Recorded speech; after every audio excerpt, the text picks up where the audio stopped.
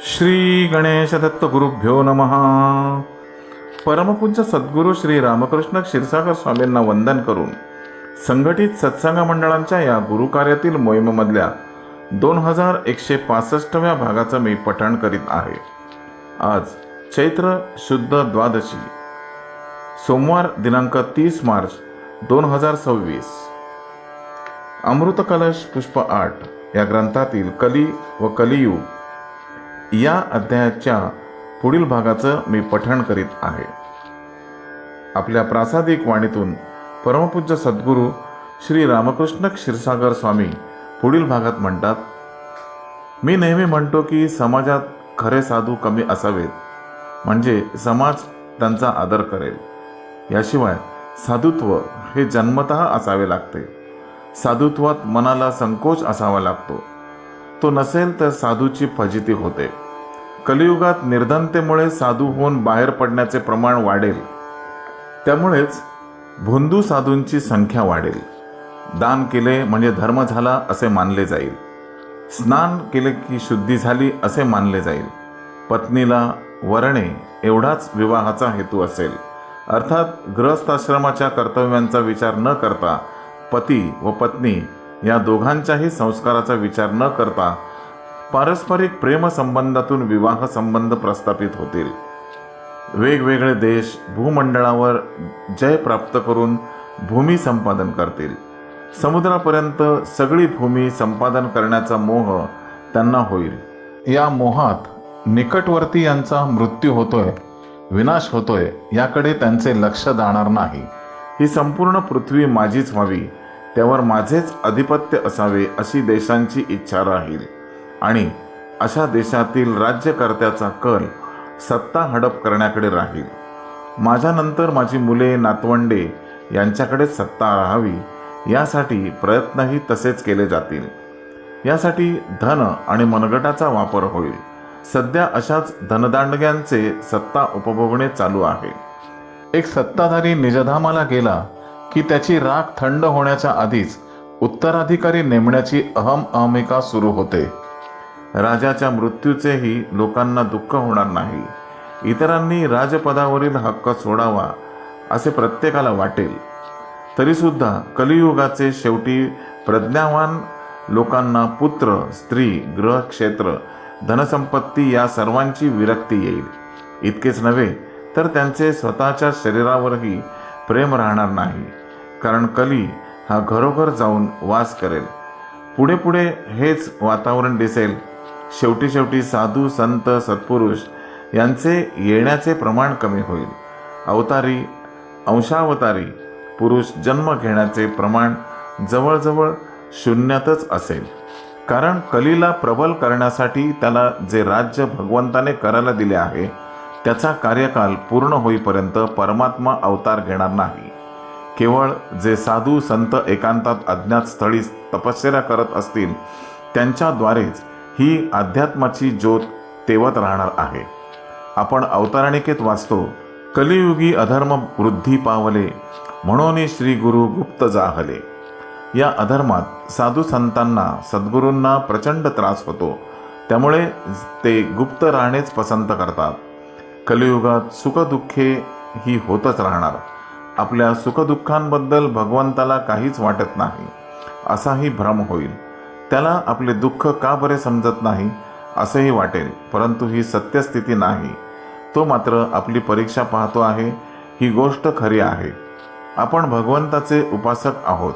आपली भक्ती, शक्ती, श्रद्धा, विश्वास किती दृढ आहे, आपण त्याच्या ठायी किती स्थिर आहोत हे तपासून पाहण्यासाठी तो शांत बसून हे सगळं पाहत असतो.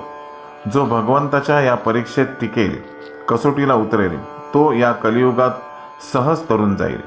कलियुगात तरून जाण्याचे अनेक मार्ग मी तुम्हाला सांगितले आहेत. त्यातील एक म्हणजे गुरुभक्ती, ईश्वरभक्ती होय. गुरूंवर, ईश्वरावर दृढनिष्ठा ठेवून भक्ती मार्गाने चालायला लागा, म्हणजे तुम्हाला एक प्रकारची विधायक शक्ती, सामर्थ्य मिळेल. गुरूंचे आशीर्वाद, त्यांची कृपा पाठीशी असेल तर कोणत्याही कठीण प्रसंगातून आपण तरून जाऊ. कलीचा प्रभाव हा शेवटपर्यंत कमी होऊ द्यायचा नाही. त्याचे कार्य त्याला पूर्ण करू द्यायचे हेच कलियुगात घडणार आहे. कलीच्या चेहऱ्यावर लज्जेसोबत जो एक आसुरी भाव आहे, तो आसुरी आनंद काही काळ, काही शतके टिकेल, नंतर मात्र कलियुग संपेल. कलियुगाचे प्रयोजन हे आहे की नश्वर आहे ते नष्ट करायचे. जे शाश्वत आहे, सत्य आहे, त्याला कली हात लावू शकत नाही. त्या शाश्वताचे सामर्थ्य कलियुगात वाढते. कलियुगात देवाने सामान्य जनांना हेही वरदान दिले आहे की एखादी चांगली कृती करायची नुसती ठरवली, नुसता मनात विचार आला आणि प्रत्यक्ष कृती जरी घडली नाही तरी पुण्याच्या साठ्यात वाढ होते. पण वाईट गोष्ट मनात आली किंवा वाईट गोष्ट करायची ठरवली तर जोपर्यंत प्रत्यक्ष कृती होत नाही तोपर्यंत पुण्याचा क्षय होणार नाही किंवा पापाची वृद्धी होणार नाही. संत साधू पुरुषांच्या सहवासात गेल्याशिवाय, त्यांची भक्ती केल्याशिवाय अज्ञानाचा पडदा दूर होत नाही. आमच्यासारख्यांना तुमचे जे कल्याण करण्याची भावना येते ती तुमच्या सदाचरणातून येते. त्यासाठी आचरण तुम्हीही सांभाळले पाहिजे. या जगात परमात्मा निर्गुण निराकार आहे. त्याचा दरवाजा हा आतून उघडणारा आहे. तुम्ही ते दार सतत ठोठवत राहिलं पाहिजे. त्याला तुम्ही हाक मारलीच पाहिजे. एक दिवस त्याला तुमची नक्कीच दया येईल व तो तुमच्या हाकेला प्रतिसाद देईल. त्यानंतर त्याचे आत उघडणारे दार कसे उघडले जाईल याचे मार्गदर्शन तुम्हाला सद्गुरूंच्या भक्तीतून प्राप्त होईल. तेच तुम्ही ऐका व त्याप्रमाणे वागा.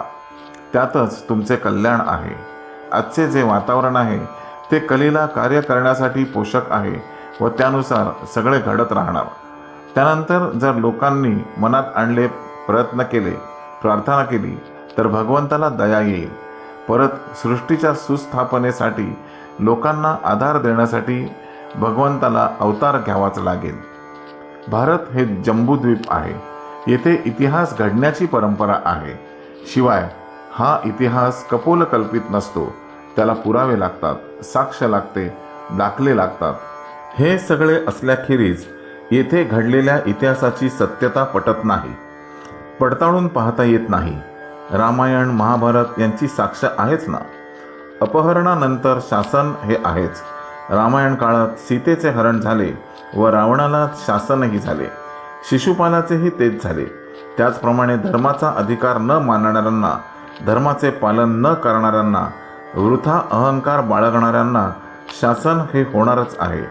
यासाठीच भगवंताने कलीला संधी दिली की तू पृथ्वी तलावर जा व तुझा प्रभाव दाखव. त्यामुळेच ही परिस्थिती, हे भयानक वातावरण निर्माण झाले आहे. यासाठीच आपण आपले आसन सोडायचे नाही. श्रद्धा, भक्ती ही स्थिर ठेवायची. या जगात सगळंच अस्थिर आहे व ईश्वरी शक्ती तेवढीच स्थिर आहे. अस्थिर, अशांत वातावरण निर्माण करण्याची ही संधी भगवंताने कलीला दिली आहे. तशीच धर्माचरण करण्याची, भगवंताला शरण येण्याची संधी कौरव, रावण, हिरण्यकश्यपू इत्यादींना दिलीच होती ना. पण त्यांनी भगवंताकडे लक्ष दिलेच नाही. त्यांना अहंकाराने मत्त झाल्याने भगवंताचे स्वरूप कळलेच नाही व शेवटी नाश झाला. कौरवांना कृष्णाचे नाव घ्यावे लागले तर रावणाला रामाचे व हिरण्यकश्यपूला नारायणाचे नाव घ्यावे लागले. शेवटी प्रत्येकाला भगवंताला शरण हे जावेच लागते. याचाच अर्थ नास्तिकपणा खोटा आहे, त्यामुळे त्याच्या आहारी जाऊ नये. मी म्हणतो, नास्तिकपणामुळे अनेक वाईट गोष्टी घडतात, अपराध घडतात. याचा अर्थ मनुष्य नास्तिक असावाच लागतो असे नाही. कलीच्या प्रभावामुळे तो अपराध करतो. तसेच पाहता कलियुगात नास्तिक लोकांची संख्या जास्त आहे व त्याचे प्रमाण अधिकाधिक वाढत जाईल आणि ते कलीसाठी आवश्यकच आहे. श्री गुरुदेव दत्त.